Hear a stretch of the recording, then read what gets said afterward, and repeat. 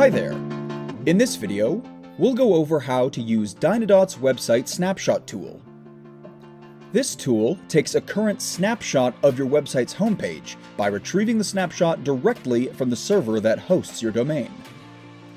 The reason it does this is so that no caching or propagation issues affect the snapshot. To use this tool, first, make sure you are signed in to your Dynadot account. In the left side menu, select My Domains and click Manage Domains from the drop-down. Click on the arrow symbol to the left of your domain name and choose Snapshot from the drop-down menu. A pop-up window will appear showing you a current snapshot of your website. If your website snapshot looks different from what you're seeing in your browser, you may need to clear your cache or wait for your changes to propagate.